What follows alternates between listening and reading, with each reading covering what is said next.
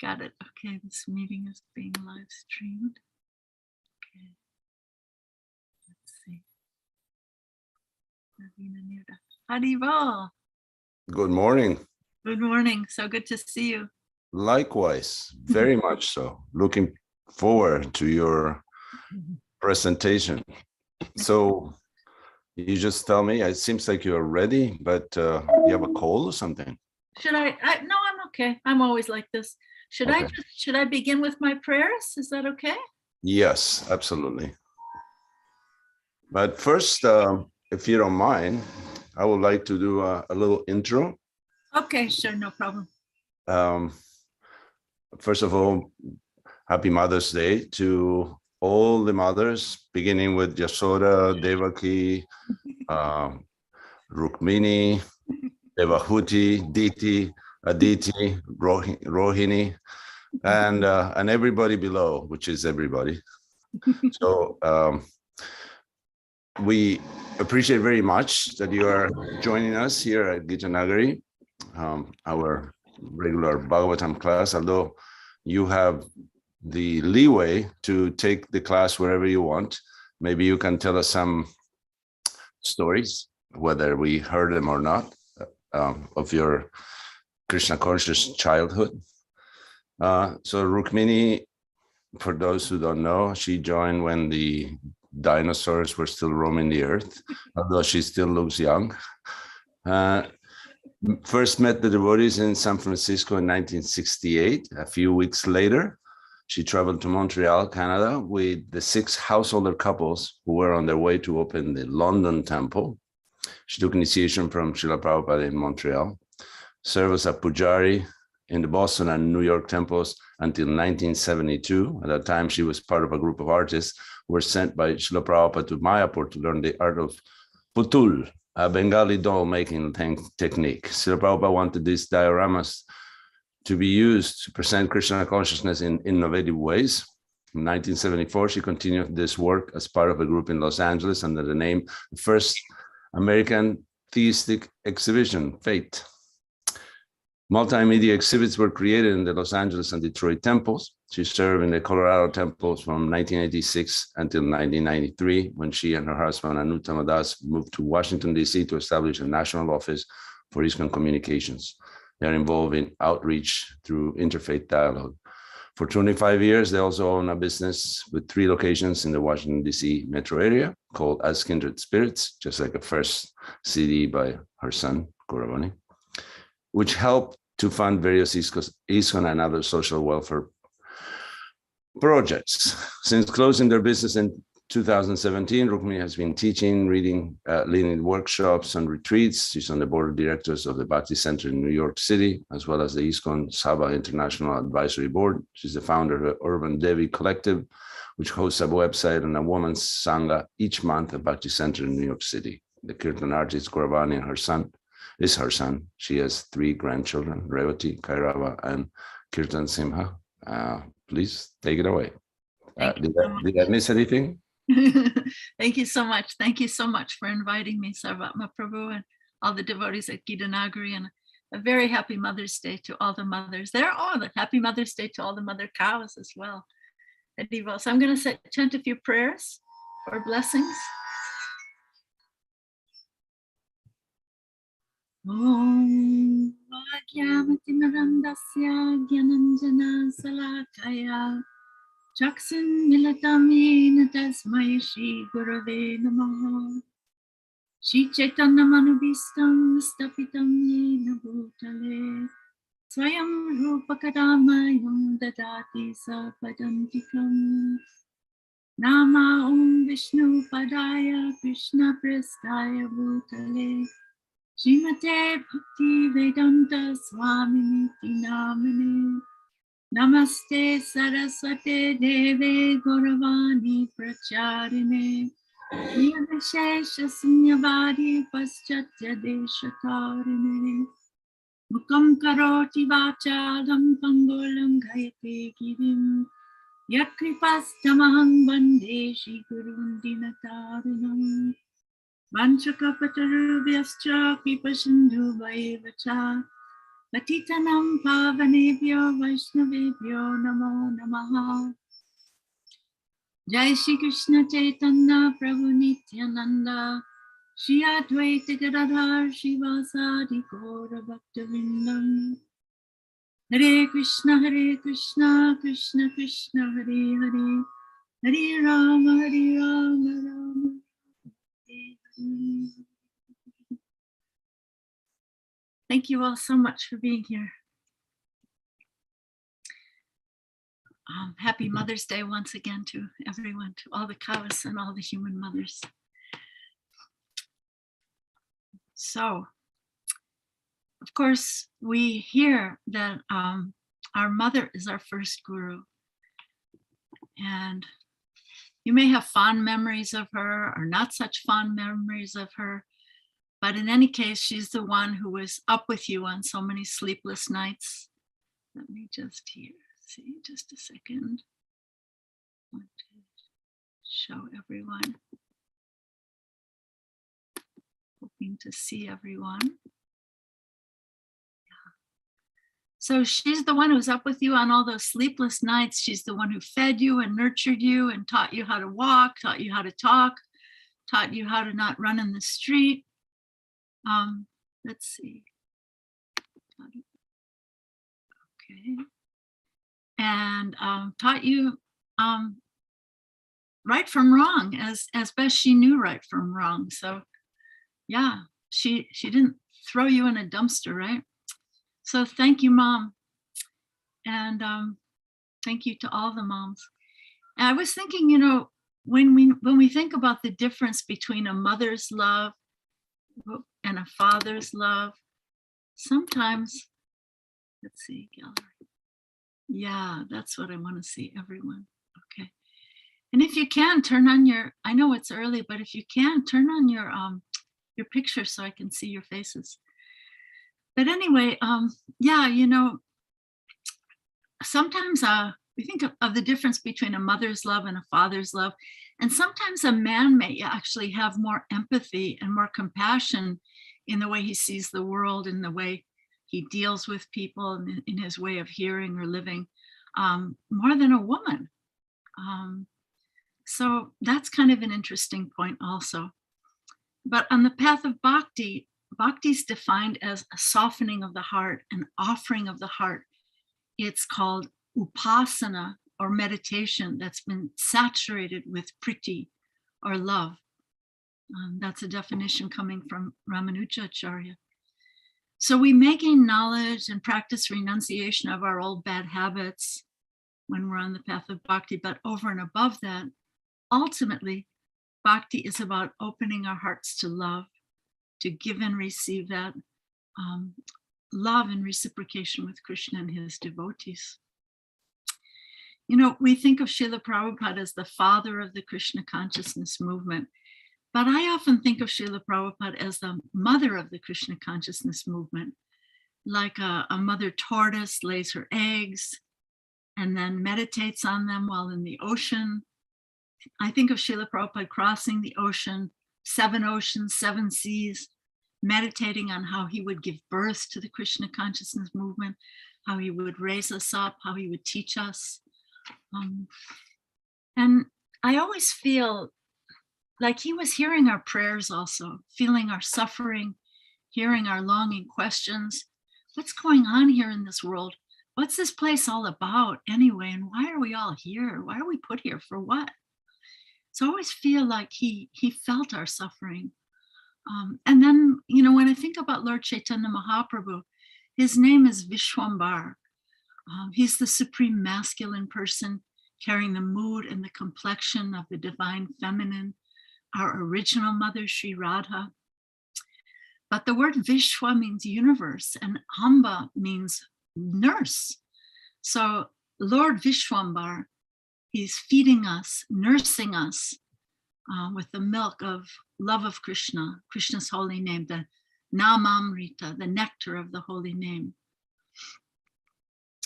And often these days, people have reservations about approaching God as a male divinity or an authority figure. People have issues with having grown up with an abusive or alcoholic or somehow dysfunctional father figure. Or people have reservations about even using or saying the word God. And all over the world, the Virgin Mary, the goddess Tara, Kuan Yin, the goddess of compassion. Of course, in India, there's Sita Devi, and I'd like to speak about her a bit today. And then our original source of all feminine goddesses, Sri Radha, there's Lakshmi Devi, and so many other goddess forms expanded from Sri Radha. I was also thinking that even John Lennon, who was not an overtly spiritual person, he shared a vision of Mother Mary showing compassion without judgment. Remember his song? When I find myself in times of trouble, Mother Mary comes to me, speaking words of wisdom, let it be, let it be. And in my hour of darkness, she's standing right in front of me, speaking words of wisdom. Let it be, let it be, let it be. So yeah, but we have on the path of bhakti, we have a sweetness, a beautiful sweetness on the path of bhakti, that at the center of all existence is the divine dyad, Shishi Radha Krishna, dancing together, the personification of rasa, the reservoir of pleasure, the original supreme masculine person and his original divine feminine counter whole, not counterpart, but counter whole, right? Shri Radha. So she is his dancing guru. And in Chaitanya Charitamrita, Lord Krishna reveals his heart. He says, I do not know the strength of Radha's love, with which she always overwhelms me.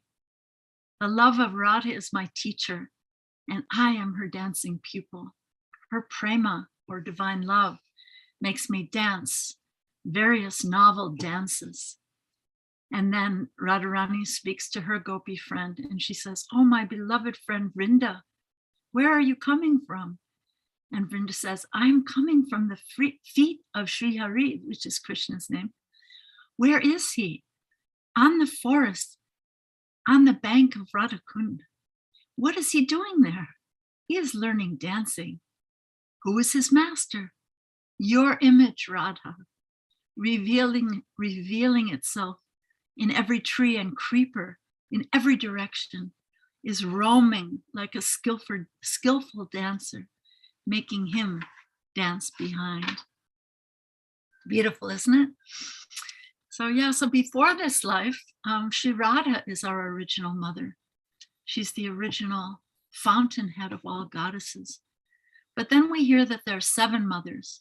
One's own mother, the wife of a brahmana, the wife of the spiritual master or teacher, the wife of a king, the cow, the nurse, and Mother Earth, Bhumi Mata.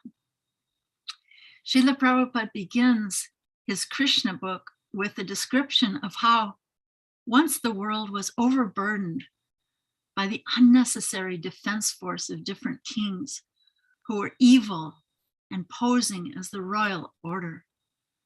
Bhumi Devi, the goddess of the earth, she took the form of a cow, and with tears in her eyes, she cried to Lord Brahma, the chief demigod in charge of the universe.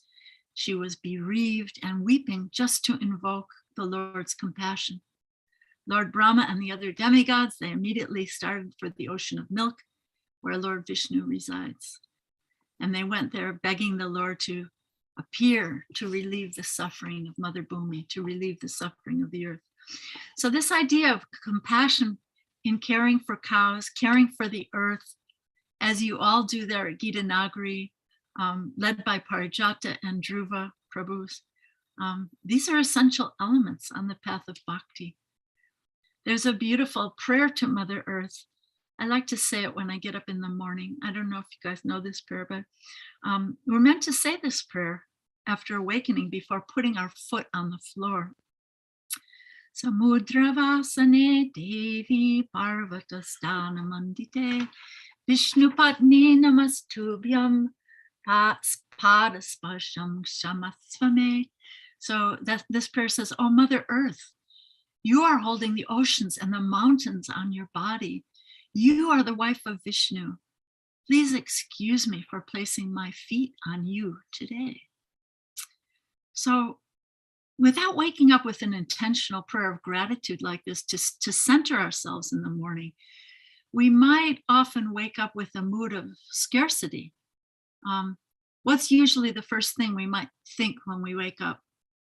I didn't get enough sleep. Now I have to go to work where I don't make enough money. I don't get enough respect from my wife or my husband or my kids or my coworkers. And it can just go on and on and on. But we can shift this consciousness of scarcity and try to awaken to a mood of profound harmony with the earth, harmony with Lord Krishna's beloved cows and all living beings, by trying to wake up in the morning with this intention of respect and gratitude toward our beneficent Mother Earth, Mother Bhumi, Devi. I wanted to share that at one time, Gauravani and I lived at Gitanagari for a couple of years, and he started his Gurukula there. And I remember Mother Kalini, Kalini Devi Mata. She was so devoted to the cows at Gitanagari. And at one time, this is an amazing story. So at one time, she had a ticket to go to India, but her very dear cow that she loved so much, who'd given milk for so many years, long past the time of bearing her calf. This is a very beloved cow, mother cow. This cow was dying, and Kalini was so torn. She didn't know what to do. She didn't want to go, but she had the ticket, and it had been so costly, and she just had to go. So she very lovingly and sadly hugged and said goodbye to her very dear beloved cow. I forget the name of the cow, but she was hugging and saying goodbye to her cow. And then something really amazing happened when they got to Govardhan and Radhakund. So she was with a group of ladies, God sisters, and a baby calf started following them around. And seemingly for no reason, wherever they went, this baby calf was following them, and even was following their car as they were driving away. This little calf was running after their cow, and they were pondering whether that baby calf had perhaps been the mother cow they had left at Gitanagari as she was dying. So I think of Sachi and Kali Lalita, who were so devoted to Kalini Mata, and they named their daughter after her, and they brought her home and cared for her when she was herself dying of cancer. But then at a certain point, they brought her back to Gitanagari to leave this world from her beloved Gitanagari. And myself, Gauravani, so many devotees came there to pay our respects to her when she was dying. And she was staying in a little cabin. I don't know if that cabin's still there, but she was staying in a little cabin that was right up by the temple, and it was really far from the cow barn. But one day, this really amazing thing happened. Let's close this. That a little young calf pushed her nose into the door of Kalini's cabin and pushed her way in to see Kalini, and came right up to her bedside. So you can't make these things up, right? It was so beyond this world. So this is the love of a mother like Kalini, and this is the love of a mother cow for one of Krishna's devotees. We can't even imagine Krishna's love for his cows, or the cow's love for Krishna, right? There's this one amazing verse by Vilva Mangala Thakur, where he talks about how the yogis are seeing the Lord in their hearts, but he's not speaking to them. He's busy. He's speaking to the baby calves in Vrindavan, petting them and asking them, "Are you missing your mother? I can bring you to her. Are you hungry? Are the flies bothering you? Krishna's petting and scratching the cows. And yeah, so, and then in one of Srila Prabhupada's Bhagavad Gita purports, he says that a pure devotee sees all living beings as a kindly father sees his children. Or we could say as a mother sees her children. So, you know, all you guys out there, it's great to try to see all women as mother, to not exploit them or objectify them as objects of your desires, but to honor them as sacred and belonging to Krishna. There's a really funny story, quite amusing story, of a young disciple of Srila Prabhupada's guru, Srila Bhaktisiddhanta Saraswati Thakur. So this young man had gotten married. He transitioned from being a monk to being a married man. And since his own guru had never been married, he thought he would go ask his guru's guru, Gaur-Kishore Das Babaji Maharaj, for some advice on married life, because previously Gaur-Kishore Das Babaji in his younger years had been a married man. So of course, Gaur-Kishore Das Babaji Maharaj was on the highest level of spiritual realization at that time as a great renunciate.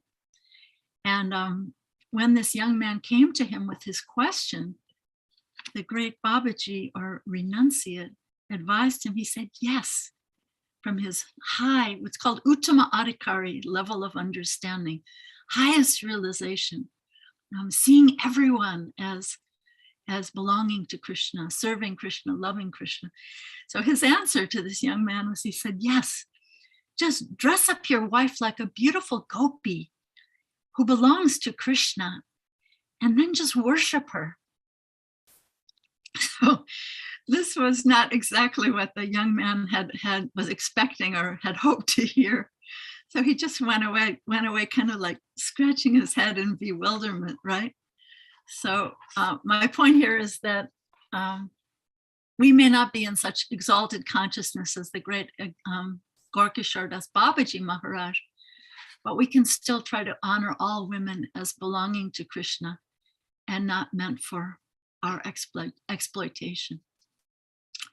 Wanted to share another story. Once Srila Prabhupada was on a morning walk in Calcutta with all his male disciples who were there at the time. And all the ladies had stayed back to dress the deities, cook the breakfast, and clean Srila Prabhupada's quarters there.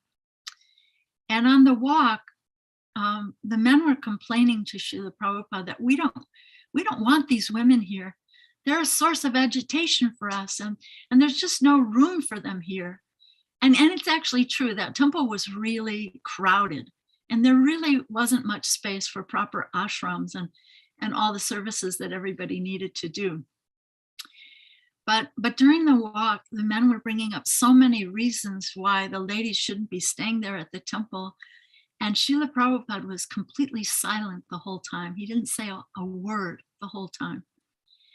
And when they returned to the temple, all the ladies were standing on the sides of the steps leading up to the temple room with their hands folded to greet Srila Prabhupada on his return so respectfully. And Srila Prabhupada looked at them, and then he looked back at the men and he told them, these are Vaishnavis. They are not ordinary women. If you associate with them, you will go back to Godhead. And then he just walked off into his quarters without saying anything else. So since this Tuesday, May 10th, is the appearance day of both Sita Devi, and the wife of Lord Ramachandra, and Janava Devi, the wife of Lord Nityananda, I'd also like to talk a bit about their compassionate examples of mothering wisdom also. So there's a story from the Valmiki Ramayana about when Sita Devi was imprisoned in Ravana's city in Lanka. She was in this Ashoka garden surrounded by, that's a type of a tree, Ashoka trees. She was surrounded by and continuously being tormented by these Rakshasis or demonesses. And after Ravana was killed, Hanuman came there and found Sita there and told her that he would kill all these cruel rakshasis or demonesses for all their offenses to her. But Sita told Hanuman that these demonesses weren't acting on their own. They were only serving their dreaded king, Ravana. And she told Hanuman, we shouldn't be angry at them. And she said, I'm only suffering the reactions of my own past misdeeds. Such humility, right? Such tolerance. So then she told Hanuman that, she said, I'm not like that cruel hunter. And Hanuman said, well, what cruel hunter is that? And then Sita told him the story of the hunter, the tiger, and the bear. And so once upon a time, there was a hunter hunting in the forest, but he noticed that he was being followed by a tiger. So he quickly climbed up a big tree, but then he looked up and he noticed that above him on a higher branch, on the tree, there was a bear. And the tiger on the ground looked up and he called up to the bear, hey bear, this hunter is our common enemy. Push him down the tree. But the bear refused, saying that a guest must be protected by all means. So this hunter was a guest in the bear's tree, right? And the bear said, I'm not going to break the laws of hospitality. And then being inspired by morality, the Ramayana says, the bear just closed his eyes and went to sleep. It says he enjoyed the sleep of a pious person. But then the tiger turned and spoke to the hunter and asked him, just throw down that sleeping bear. And the tiger said, look, I need my dinner tonight. I don't care whether I eat a man or a bear. And then the hunter just grabbed the leg of that sleeping bear and tried to throw him down. But the bear caught another branch and saved himself from falling. And then the tiger said to the bear, look at that. Did you see that? Look at that ungrateful human. Just throw him down. But the bear said that even such a cruel person as this hunter should be pardoned and treated with mercy. So Sita Devi told Hanuman that she was also a guest in the kingdom of Ravana, and that these demonesses were only obediently trying to serve their king, and that they should be forgiven. So merciful, such a compassionate heart of Mother Sita. Sheila, so speaking about Janava Devi, Sheila Prabhupada once said that Janava Devi, Nityananda's wife, that she was Acharya. She was called Ma Janava Ishwari. And Sheila Prabhupada said she was controlling the whole Vaishnava community. After the disappearance of Lord Chaitanya and Lord Nityananda, the devotees of Vrindavan, the devotees of Puri, the devotees of Navadvip, they had different understandings and different emphasis in their worship and in their service. And when the great Narottam Das Thakur brought Janava Devi to the first Gaur Purnima festival that he so expertly arranged at Ketari Gram, so he brought all the great devotees who were still living, he brought them there, and they had an ecstatic kirtan, and they installed 5 sets of deities there. And he brought Janava Ma as the chief guest of honor. And it's such an amazing and beautiful story. By her immense spiritual power, her spiritual Shakti, she brought Lord Chaitanya and Lord Nityananda there to dance in the kirtan. So remember, this was after the time of their so-called disappearance from the world. So then they had a very happy, joyous, holy festival. And she personally cooked with all her assistants for all the devotees. And then she personally served all the devotees with her own hands there at that festival. So the point I made before about how everyone was seeing things with a different emphasis in different ways. So she's actually the one who actually codified and clarified the worship that we still have in our Gaudiya Sampradaya today. She brought all the different groups together to the way we serve and worship today. because some of them were emphasizing Lord Chaitanya more, some were emphasizing Lord Chaitanya more, some were emphasizing Lord Jagannath more. So she brought them all together. And then after that festival, she just made a big announcement that she wanted to go to Vrindavan. And she and her associates traveled for 3 months from Bengal to Vrindavan, passing through so many towns and villages along the way. And in one village, all the people there were worshippers of the violent form of the goddess Kali, called Chandi, the goddess Chandi. And they plotted to kill Janava Ma in the dead of night. But then the goddess Chandi appeared to them in their dreams and threatened to kill all of them, telling them that she herself worships the great Janava Ma. So those cruel, evil people, they woke up and then they all surrendered at the feet of Janava Ma. They became her disciples. And then in another village, there's a similar story that there was a band of thieves who were plotting to kill her in the dead of night. And they pulled out their swords and machetes and they started running toward her party from about 50 yards away. And they ran and they ran and they ran all night. And then in the morning, they saw that they were in the same exact place where they'd started. So they realized her great mystic and spiritual potency, and they all went and surrendered to her.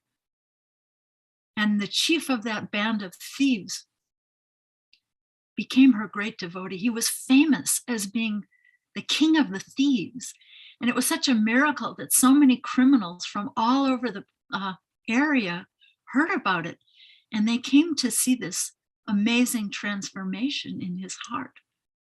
So as Janava's follower, he became a guru himself eventually, and he converted many, many numbers of thieves and criminals to become saintly devotees of Krishna, Lord Chaitanya and Lord Nityananda, and followers of Janava Devi. And so beautifully, it's said that even today, the descendants of those people in that village, they still cry when they tell this story. So this is the power, this is the mercy of a great mother, great Vaishnavi like Janava Devi. So then eventually she came to Vrindavan, and all those great devotees, great acharyas who were still living at that time, Jiva Goswami, Krishnadas Kaviraj Goswami, Gopal Bhatta Goswami, Raghunath Das Goswami, and all of those great devotees who were still there, they honored her, and they carried her actually. They carried her around Radhakund in a palanquin. And maybe you've been there. Her sitting place, her bathing place, which is called Janava Baitak, is still there at Radhakund, right next to the Bhajan Kutir of Raghunath Das Goswami.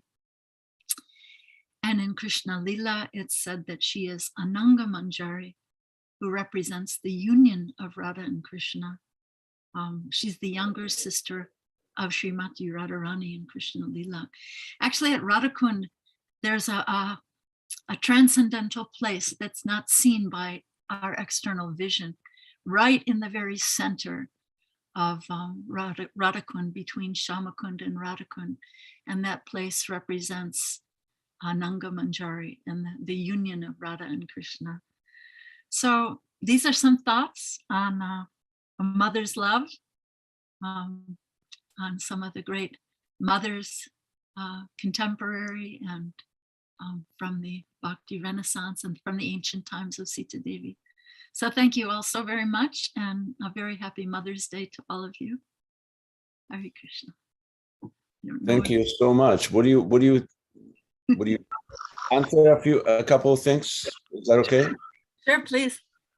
I would like you to talk a little bit about the early mothers in the movement, and contemporaries and friends of yours like Shilavati, Himavati, Yamuna, and Govinda Dasi, just perhaps the majority of us, and the majority of young devotees for sure, never had any association. Wonderful. Wonderful. We have a little time. Yes, yes. I'm hearing some noise, and I assume it's not from you, right? I don't think so. Shama Goparupi, Shama Goparupa, maybe you can mute yourself, please. Thank you. There you go. That's where the noise is coming from. Or maybe everyone who's not speaking can mute themselves. Shama Goparupa, please mute yourself. It's, just keep yourself muted. It's not happening. There we go. Thank you. So Okay. go ahead. Please. Well, thank you so much. If there's a little more time, this is, you Yes. know, wonderful, wonderful topic. Thank you so much for that, that thought. You know, when I first became a devotee, you know, of course, as you said in the beginning, I came to Montreal with Malati and Yamuna Devi and Janaki and their husbands. They were all on their way to, they were great pioneers on their way to London. And they came there to get Srila Prabhupada's blessings in Montreal. And at that time, Srila Prabhupada's personal servants were Govinda Dasi and her husband Gaur Sundar, which was amazing. And Govinda Dasi was such a loving servant and secretary to Srila Prabhupada. It's almost unbelievable now. People can't really even believe it that a woman was Prabhupada's own secretary at that time. And Srila Prabhupada had such an affectionate relationship with her. She was always ill, and she was always bundled up with this kind of like, you know, Alaskan kind of looking scarf around her or hood around her face. And Srila Prabhupada once wrote her a letter and said, Govinda Dasi will be sick even in Vaikuntha. So she was so loving and always, I would say always sort of loving Srila Prabhupada, fussing over Srila Prabhupada, just like a mother. I don't know if you've ever seen that picture of Srila Prabhupada in a warm coat with a hood walking on Venice Beach with kind of a furry, I don't think it was real fur, but like a kind of a furry lining around his face, like a big saffron coat. Govinda Dasi made that coat, I believe. And I think it had peacock feathers on the ends of the ties.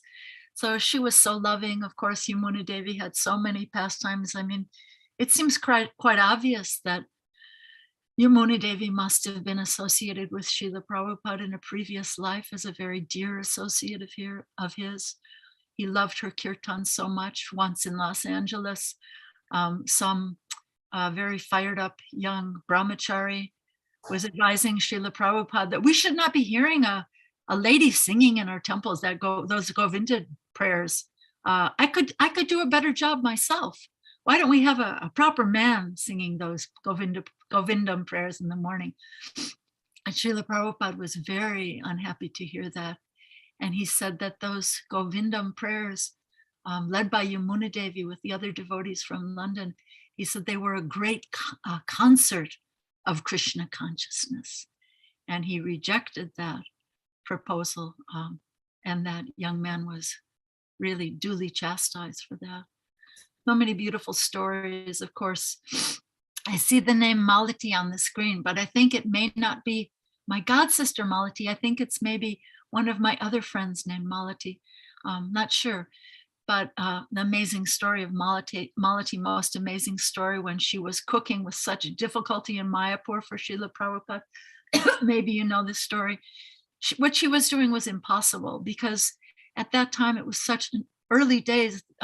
She had to cross the river to get to the dock in a rickshaw, then cross the river by boat to get vegetables to cook for Srila Prabhupada. She had a small child at the time. I mean, for me, this sounds impossible. Then she would come back, light up the kerosene stove, the coal-fired stove, cook for Srila Prabhupada. And it was just too hard, too difficult with everything else she had to do and having a small baby. And she just made up her mind that I can't do this anymore. It's impossible. And then Srila Prabhupada one day was, after she'd made up her mind, she was going to tell Srila Prabhupada she just couldn't do it anymore. Srila Prabhupada had his godbrothers for lunch that day. And they were all very, very proper sannyasis, very strict, very proper, very austere. And Malati was really quite intimidated to bring in the Srila Prabhupada's plate and plates for them. So when she came in, she almost crawled into the room. She was feeling so overwhelmed. She was almost crawling into the room. She had her sari over her head, just, trying to be humble, trying to be invisible. And when she brought Srila Prabhupada's plate in, Srila Prabhupada said, "This is my disciple, Malati Devi, and she is a woman. And she would cut off her right arm for me, and I would do the same for her." Something like that. I hope, Malati, I told the story properly, but most amazing story. So all those God brothers were amazed to see the devotion of this American lady for her guru, Srila Prabhupada, and Srila Prabhupada's amazing love for her. So that's such a great story. I can go on and on. I don't know if there are any questions, if anyone has any questions. But I have a question. I have a question about you. Oh, about me. About you. I heard that in the early days you used to cook for the deities, and as so it goes that you used to make chapatis for all the deities, and you made the chapatis size proper according to the size of the deities. For the little deities, you will make very small chapatis, and for Jagannath deities, you will make large chapatis, until Prabhupada kind of told you something different. Is that a true story? Well, it's a true story, but it's not actually about me. That's actually what they were doing in Los Angeles when my dear mentor, Shilavati, who is living at New Vrindavan right now, by the extraordinary love of Malati. Malati has brought Shilavati to New Vrindavan. She was living in the area by Krishna's amazing mercy, and Malati's brought her there. So she was my mentor. I learned deity worship from Shilavati in Los Angeles. I spent a wonderful year there with her, with Vishnu Jan Swami and all the wonderful devotees.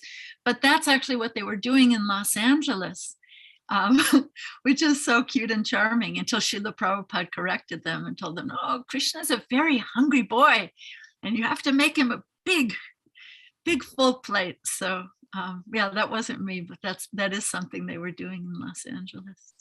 And, if the devotees have any questions, please unmute yourselves and ask away. Wonderful.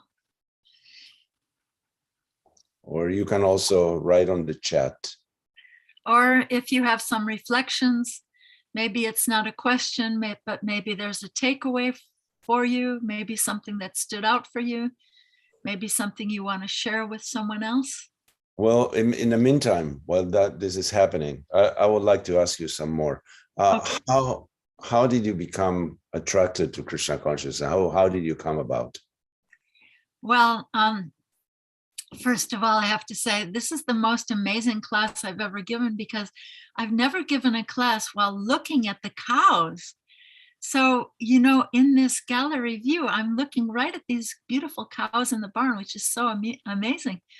So, yeah, I would say that I was quite, I was 16 years old when I met the devotees. So I was quite a rebellious teenager, and I gave a lot of grief to my own mother, my father, my sister who's here today, my younger sister, Susan. I gave them all a lot of grief, but I actually just felt like an alien dropped from another planet, because I just couldn't figure out what was going on in the world. I couldn't figure out, as I was saying at the beginning, I couldn't figure out what was going on and what I was supposed to do. And, I was always reading and looking through different sources and different religious traditions. And then, I would say when I met the devotees, I just really, I found my home. Yeah, it was such an amazing family, that San Francisco temple. We had Vishnu Jan, they weren't Swamis yet, but we had Vishnu Jan, Tamal Krishna, Jayananda, Jaipataka, Madhudvisa, and then we had the extraordinary leaders, Mukunda, not Goswami yet, Shamsundar, and yeah. So it was just I just felt like I had found a home. And I remember thinking, wow, because I became a vegetarian when I was 12. Actually, when we went to, my father had a friend who was his dentist who had a farm with some cows. And I remember asking his daughter, wow, do you ever take these little calves to be a pet? Because they're so cute.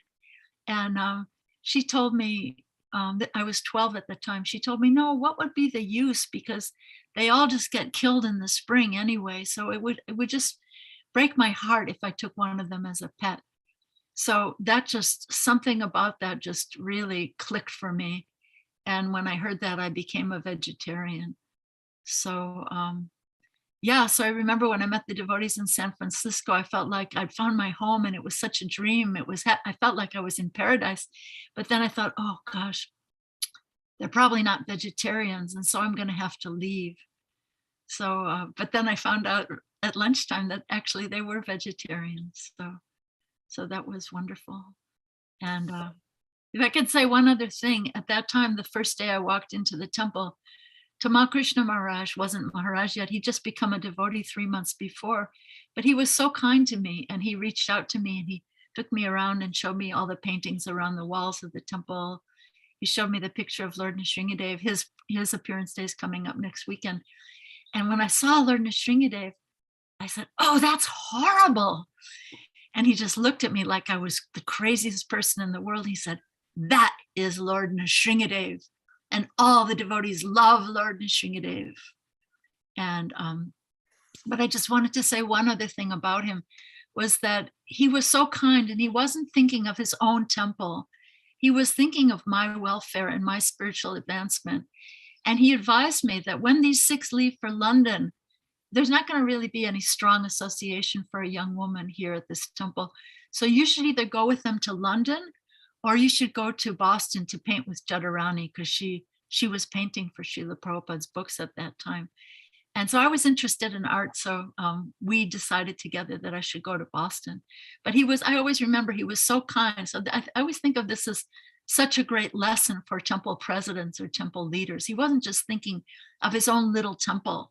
He was trusting Krishna and thinking of the spiritual welfare of this new devotee. So, yeah. So there are a couple of questions, but while we are on the topic, I would like you to describe how the exchanges and the life was, because in the early days, sometimes there was just a curtain between men and women. It wasn't this like you and us, and just us and them. Can you describe a little bit of how was the camaraderie and the friendship, and that there was no this terrible stigma hanging upon everybody's head? Yeah, thank you so much for that question. Yeah, it was actually really, really like a loving family of brothers and sisters. And I have to say, everyone called each other Prabhu. Srila Prabhupada called the ladies, even the uninitiated ladies, Joan Prabhu. You can see it in his early letters. Joan Prabhu, Kathy Prabhu, this Prabhu. Everybody called each other Prabhu.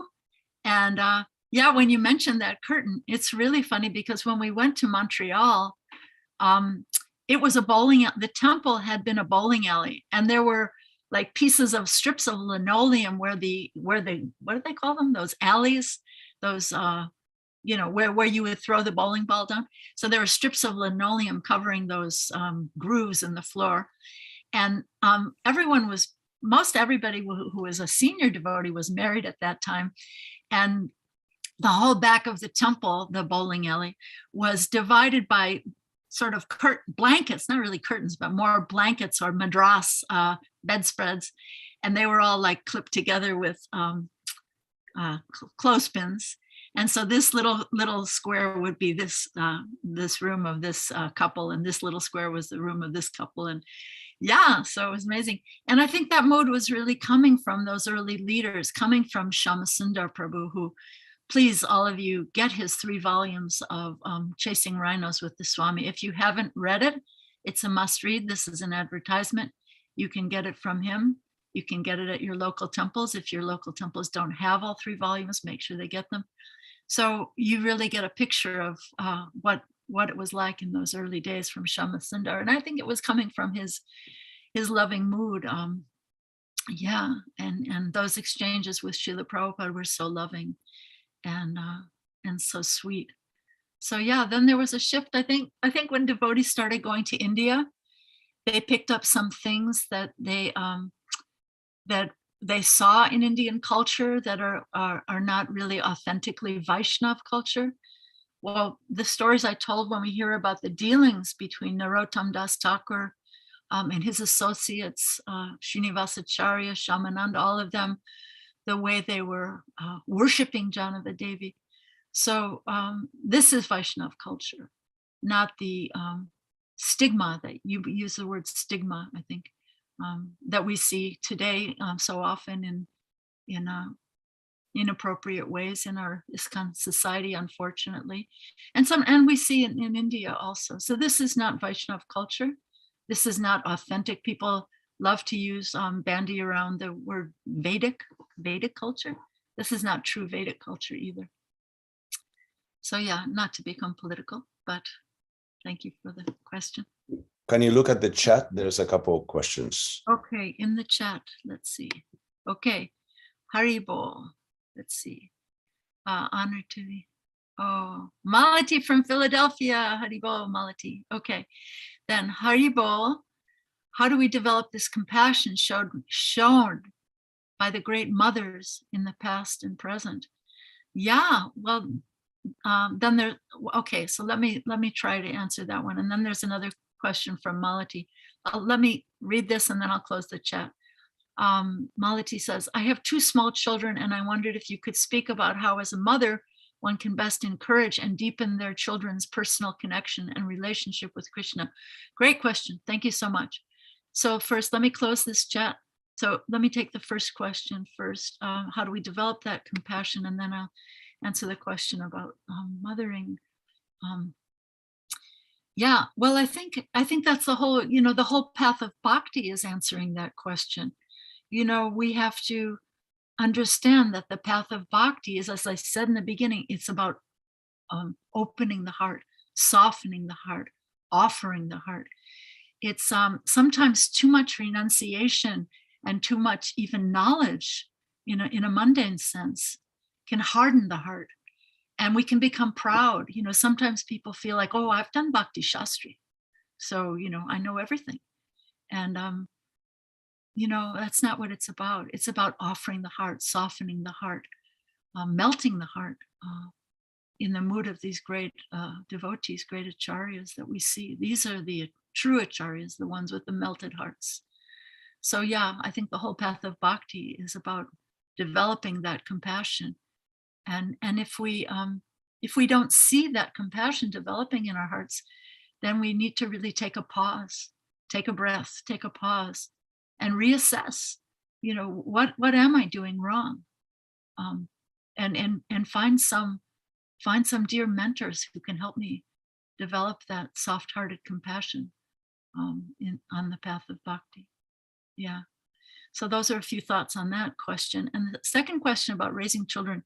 So I want to share a really beautiful story with you that I heard from a very dear friend who lives in Gainesville, Prabhupada Kripa, I think is her correct name. So she's a mother, and when she had 2 daughters who were, when they were very small, she remembers some of her friends or some other ladies were saying, oh, now I have these kids and I can't do any service. And these kids are just keeping me trapped at home. And in a very kind of fanatical sort of attitude toward their children. And she had a different realization, which was very, I'm looking at you now, Malati, thanks for turning on your camera. So she had a very profound and beautiful realization that was very different from that kind of fanatical mood. And here's the story she told that I love this story. I heard this story from her. So when her daughters were little babies, she always knew that she could chant a few rounds while she was breastfeeding her daughter. So she would always, before sitting down to feed her daughter, she would always get her beads and then sit down to chant. And she would find at every one of those sessions of breastfeeding, which was how long does it take? Like, 10, 20 minutes, right?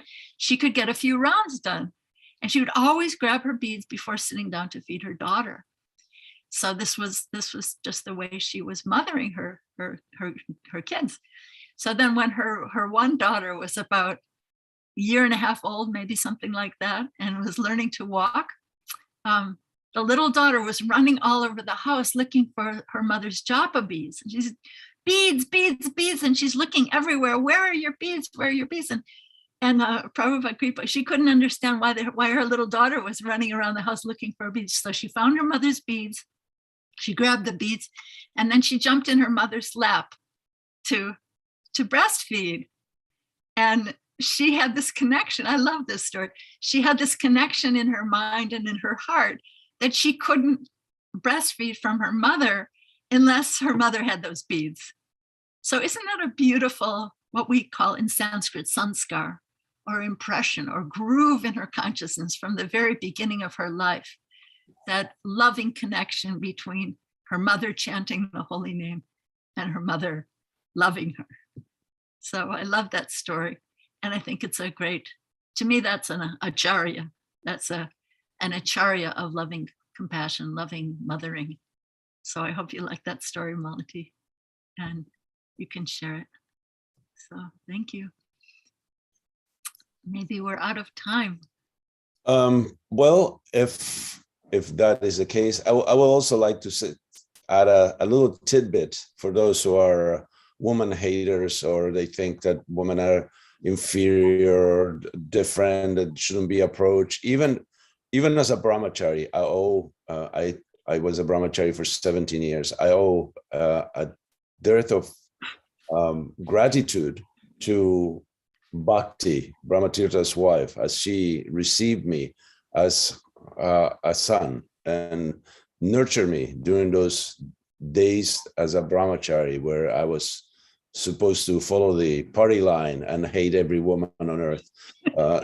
That wasn't the case. Matter of fact, even before becoming a devotee, I had the realization. I was giving a class yesterday with the Bogota temple in Colombia, and I told this story that I realized that God was a person way before I joined, but I couldn't figure out if it was a male or a female. And my guess, it was that God was a woman, because otherwise we wouldn't have sunsets, rainbows, flowers, any of the nice stuff. If it was a man, it would have probably forgotten about those details. Oh, thank you. That's a story to share. And I want to share a story about you also. That's really nice. So first of all, I wanted to ask all of you, please pray for Bhakti, Bhakti Devi, the wife of Brahmatirtha Prabhu, because she's ill right now. So if all of you 22 people who are on this call, if you can all send her your loving prayers, that would be a really, really good thing to do, because she's ill right now. And I wanted to share a story about you, Sarvatma Prabhu, which is very mothering and loving, because I said at the beginning, sometimes a man has more of a compassionate, empathetic heart than a woman. So I remember at one time, my husband Anutama Prabhu and I were doing Sankirtan. We were selling paintings in the mall in New Haven, Connecticut. And Sarvatma Prabhu was there with some brahmacharis, and we were staying at the temple. And, we were quite, I have to say, like quite fanatical in those days, like running out, we got to do this, we got to do that. And, sort of very much, I would say, in the mode of passion.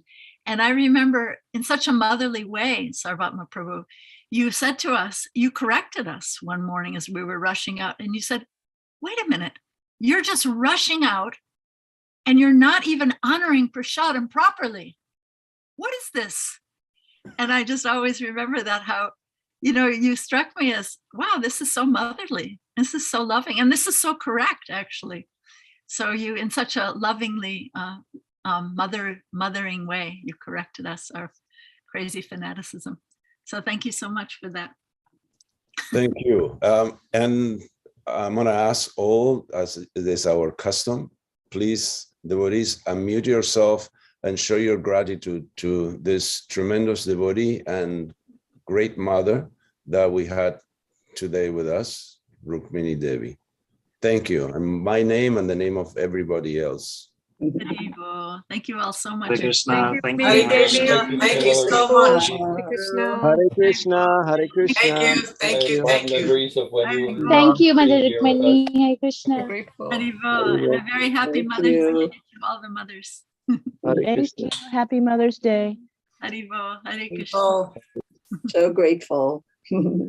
Hare Krishna. Hare Krishna.